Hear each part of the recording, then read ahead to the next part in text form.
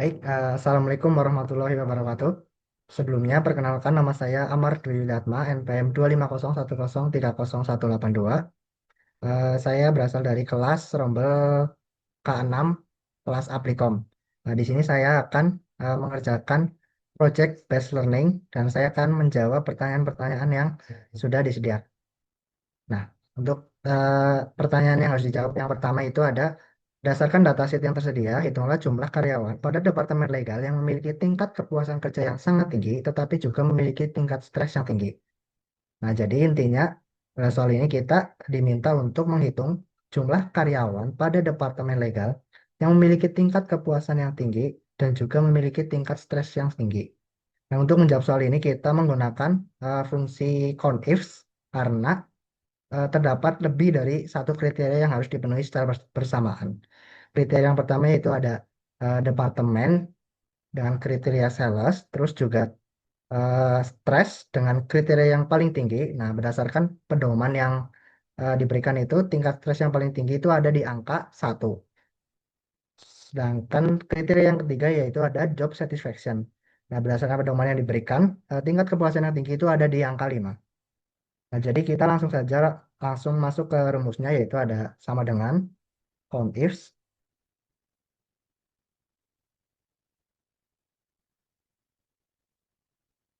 Kita langsung masuk ke kriteria yang pertama yaitu ada kolom departemen. Kita ambil kriteria yang tadi di soal legal. Terus lanjut ke kriteria yang kedua yaitu ada tadi di tingkat kepuasan yang paling tinggi. Kita masuk ke kolom W, job satisfaction. Kita ambil yang paling tinggi yaitu tadi 5. Selanjutnya ke kriteria yang ketiga yaitu ada tingkat stres. Kita blok di kolom M. Lalu kita pilih yang paling tinggi yaitu pada angka 1.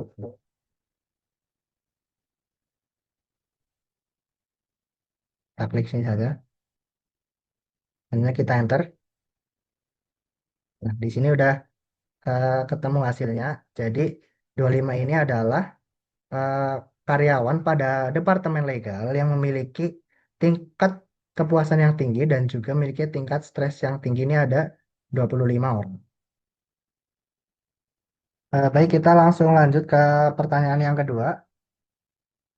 Kita kasih nomor dulu aja, nomor 1 atau nomor yang 2. Untuk pertanyaan kedua yaitu gunakan variabel marital status untuk menganalisis rata-rata pengalaman kerja pada setiap kategori status pernikahan. Dan pertanyaannya, tentukan kategori dengan rata-rata pengalaman tertinggi dan juga kategori dengan rata-rata pengalaman terendah.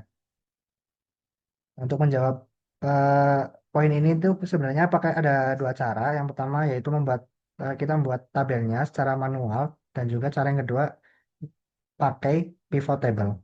Untuk cara yang manual sendiri kita yang pertama harus memasukkan data-data dari marital statusnya. Kita akan memasukkan kriteria-kriterianya. Nah, kita gunakan rumus ini aja sama dengan unik dari kolom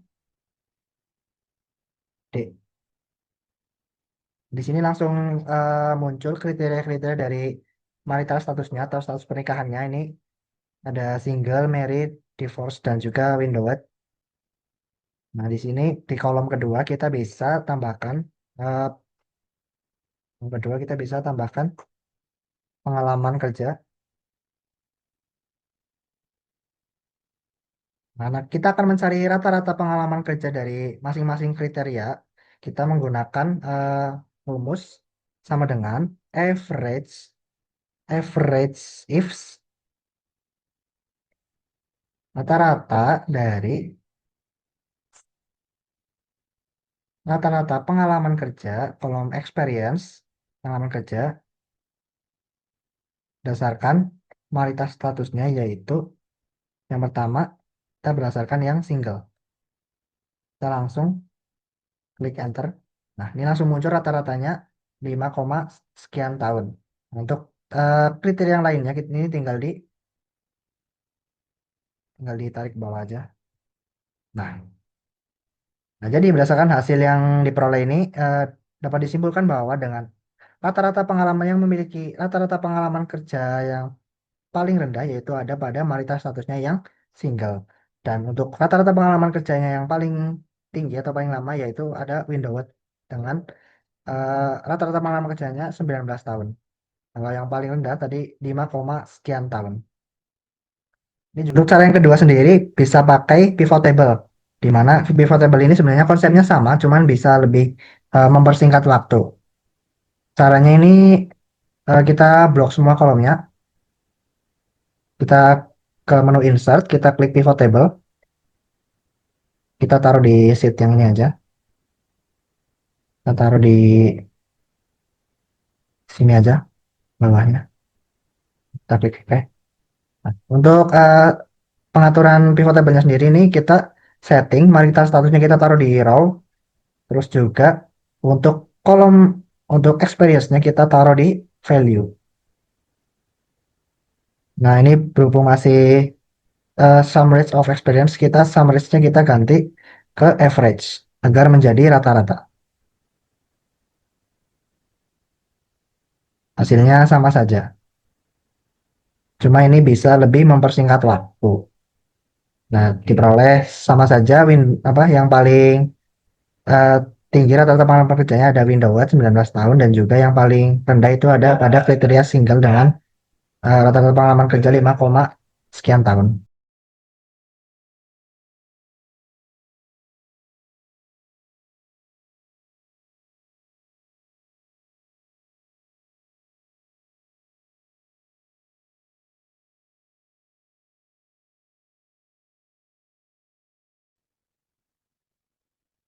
Nah, selanjutnya kita akan mengerjakan yang nomor 3. Soal yang ketiga yaitu lakukan analisis berdasarkan variabel job level untuk menentukan job level dengan rata-rata work life balance tertinggi dan juga job level dengan rata-rata physical activity hours tertinggi. Nah, sama seperti tadi ini sebenarnya bisa pakai dua cara, cara yang manual dan juga cara yang menggunakan pivot table. Untuk cara yang manual sendiri kita sama seperti tadi kita membuat tabel secara manual. Nah, tadi kan pertanyaannya kita menganalisis berdasarkan job level. Jadi kita di sini kita tuliskan unit dari job levelnya itu sendiri. Unit dari kolom job levelnya. Ini berarti ada berapa? Satu, dua, tiga, empat, lima. Ada lima kategori job level. Nah, tadi ada dua poin yang harus dicari yaitu berdasarkan rata-rata average berdasarkan work life balance dan juga average average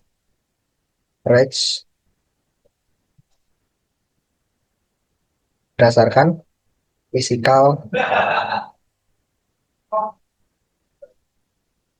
physical apa tadi? Physical activity hour. Physical activity hours. Nah, untuk rumusnya eh, kita pakai sama dengan average if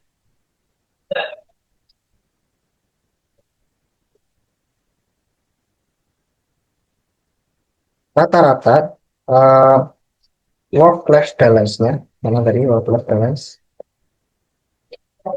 balance berdasarkan job level, job levelnya yang berada di kategori junior. Oh, nggak jadi. Oh, kita belum dikasih koma.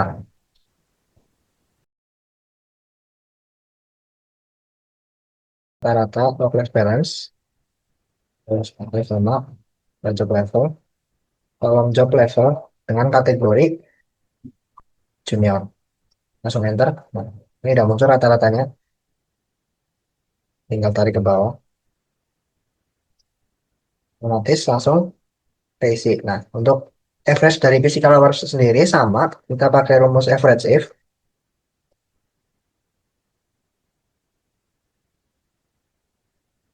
Kita bagi ke kolom rata-rata physical hours, ini kolom K, physical activity hours, terus kita koma,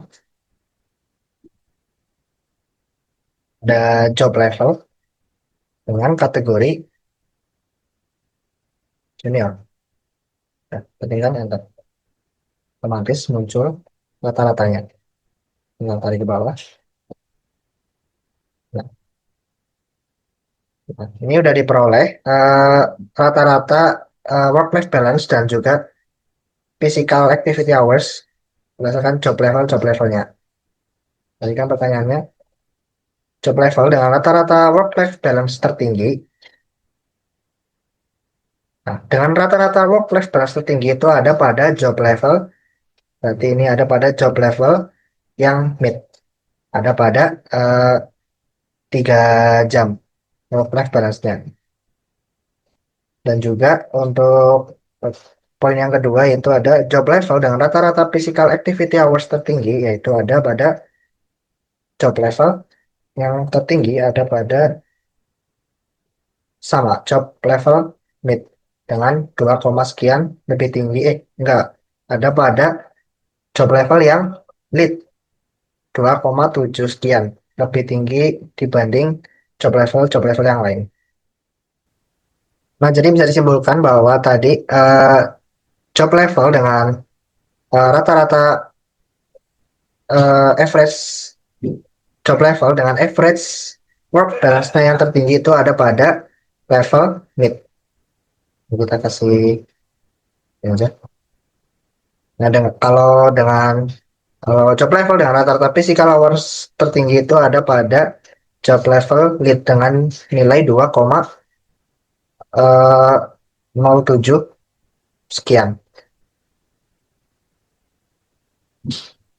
Ini 3,1 jam rata-ratanya dan ini 2,07 sekian jam per minggu. Nah, jadi selanjutnya kita akan masuk ke nomor 4. Kita tambahkan dulu nomor 4 di sini. Terus kita lihat soalnya, yaitu buatlah sebuah grafik batang bertumpuk yang menampilkan jumlah karyawan berdasarkan departemen dengan setiap batangnya nanti dibagi berdasarkan 5 kategori job level. Nah, pastikan grafik juga dilengkapi dengan judul, label subuh, dan juga legenda yang jelas. Nah, kita langsung masuk ke Excelnya saja. Nah, jadi intinya pada soal ini kita diminta untuk membuat data jumlah jumlah karyawan pada setiap departemennya, tetapi kita bagi menjadi pada setiap job levelnya. Kita langsung ke buat saja. Yang pertama kita buat tabelnya. Kita memakai pivot table saja biar lebih cepat. Caranya kita blok dulu semua datanya. Kita masuk ke menu insert. Terus kita klik ke pivot table. Kita di exiting worksheet. Selanjutnya kita klik di sini saja. Terus kita klik OK. Nah, untuk setting pivot table-nya sendiri ini karena kita mau mencari berdasarkan tadi departemennya, kita taruh departemennya ini di menu rows. Nah, karena kita mau menghitung jumlah karyawannya tadi berdasarkan job levelnya, job levelnya kita taruh di menu columns. Nah, jadi nanti otomatis langsung ke input semua, seperti departemen customer service yang berada pada level intern atau freezer ada 13, junior ada 30, dan selanjutnya begitu juga semuanya. Nah, untuk membuat diagram batangnya sendiri, kita cukup klik di sini, klik di tabelnya, atau CTRL boleh biar ke ini semua. Langsung kita masuk ke menu insert, terus kita ke bagian yang diagram batang ini, kita pakai yang stacked column. Nah, kita tinggal geser saja ke sini tabelnya.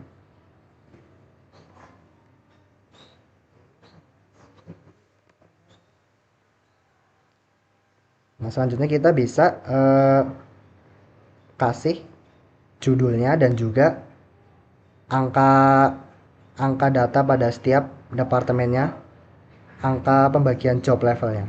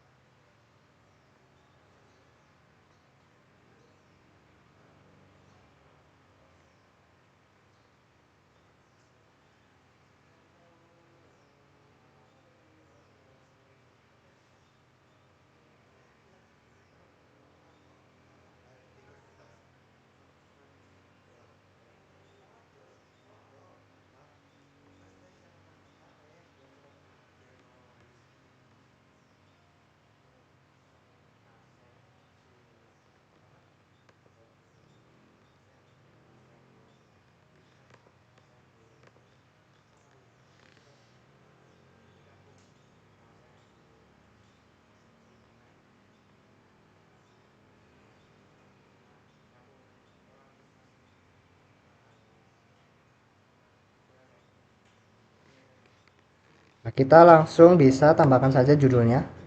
Kita klik di tanda plus ini. Kita masuk ke chart title.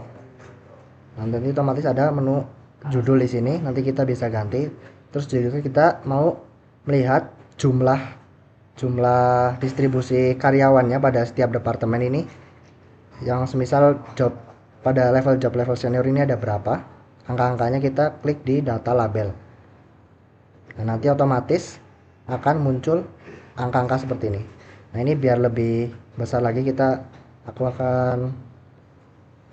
akan perbesar aja ininya. Kita klik di bagian batangnya ini.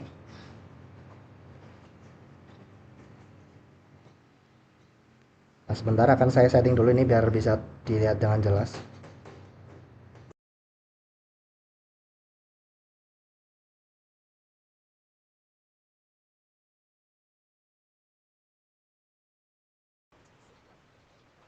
Nah, selanjutnya kita ubah judulnya. Karena tadi ini judulnya merupakan judulnya. Nah, judulnya ini saya buat distribusi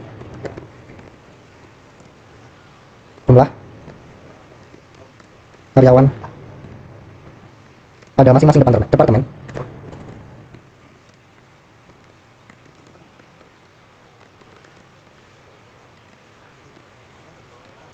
Berdasarkan job level mereka.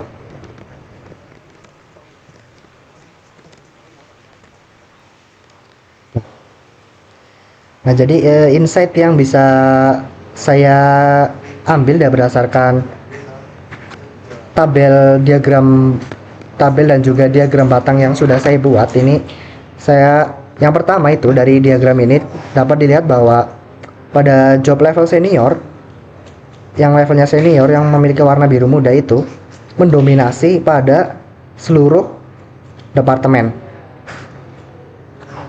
Dapat dilihat karena jumlah pada setiap departemennya ini yang memiliki job level senior ini lebih banyak ketimbang job level yang lain pada setiap departemennya. Dan juga job level senior ini merupakan jumlah karyawan yang paling banyak pada suatu perusahaan ini. Kemudian yang kedua, insight yang dapat diambil, kita juga bisa melihat jumlah karyawan dan persebaran setiap job levelnya itu paling banyak ada pada departemen IT. Dan juga jumlah dari masing-masing job levelnya ini pada departemen IT ini lebih banyak dari departemen-departemen lainnya. Kemudian yang terakhir, insight yang dapat ditampil yaitu jumlah karyawan pada level intern atau freezer itu merupakan yang paling sedikit dibanding level-level yang lainnya. Nah, dapat dilihat juga bahwa job level dengan level intern ini pada setiap departemennya ini jumlahnya yang paling sedikit ketimbang job level yang lainnya. Ini juga mungkin dapat mengindikasikan bahwa perusahaan ini lebih banyak merekrut tenaga kerja berpengalaman dibandingkan dengan tenaga kerja yang masih berada pada level pemula. Baik, kita langsung ke pertanyaan yang terakhir, yaitu pertanyaan yang nomor 5. Pertanyaan nomor 5 ini sebenarnya ada 2 poin.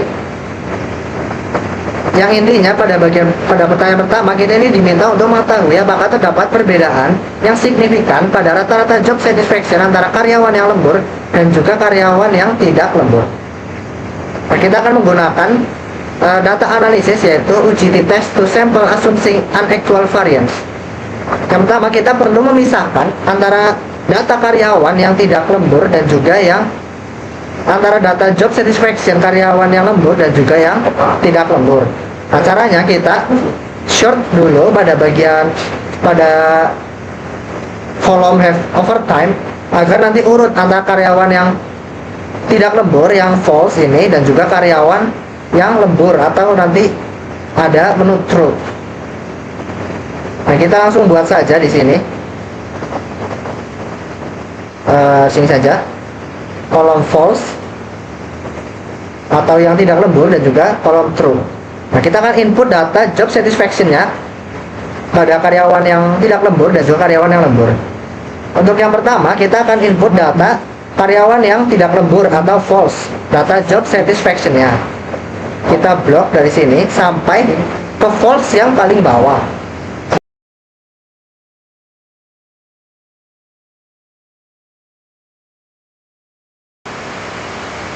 Nah, sampai sini kita copy.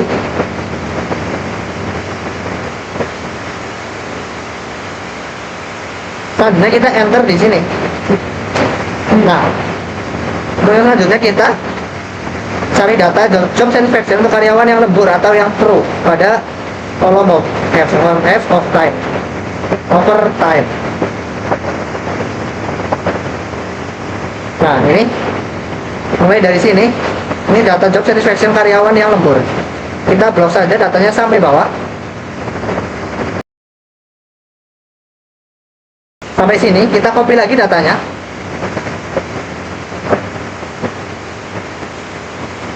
Ke atas lagi. Lalu kita enter di sini.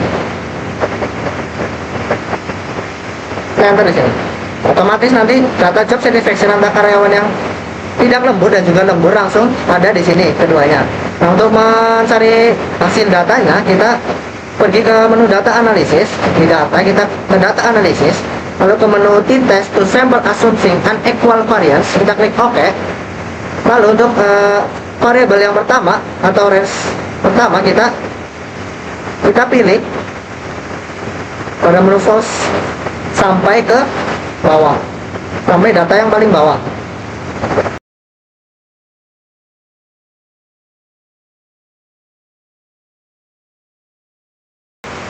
Sampai sini. Selanjutnya untuk variabel yang kedua kita pilih dari yang true sampai ke bawah juga. Sampai sini. Kalau udah data labelnya ini pastikan dicentang, terus pilih output range. Lalu di sini kita taruh hasilnya di sebelah sini saja. Kita klik OK. Nah, ini datanya udah berhasil diinput. Untuk mengetahui tingkat perbedaannya, ini ada pada P total diperoleh hasil 0,0002964. Nah, ini kita tandai aja warnanya. Nah, bisa dilihat kalau misal P values-nya ini, kita lihat pada ini kriteria pengujian uji independen. Kalau P values-nya itu kurang dari 0,05, itu artinya pada data yang kita analisis ini terdapat perbedaan yang signifikan pada rata-rata job satisfaction antara karyawan yang lembur dan juga yang tidak lembur. Interpretasi sederhananya gini, artinya karyawan yang tidak lembur itu cenderung memiliki tingkat kepuasan kerja yang lebih tinggi dibandingkan karyawan yang sering lembur. Langsung lanjut ke poin kedua pada nomor 5, yang dimana pada bagian kedua ini kita itu diminta untuk mengetahui apakah terdapat hubungan atau korelasi antara workload dan juga job satisfaction. Cara yang pertama kita harus menyiapkan kolom data antara workload dan juga job satisfaction. Nah, caranya kita blok semua datanya dari data workload sampai ke bawah. Kita blok.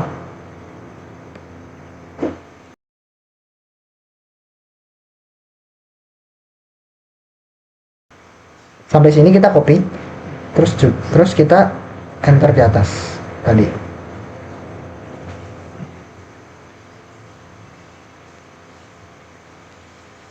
Kita enter di sini aja. Selanjutnya kita ke kolom job satisfaction. Kita copy juga dari atas sampai bawah.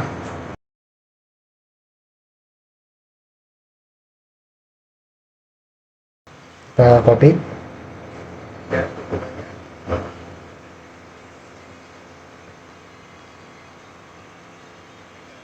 Taruh di sini, kita enter. Nah, udah.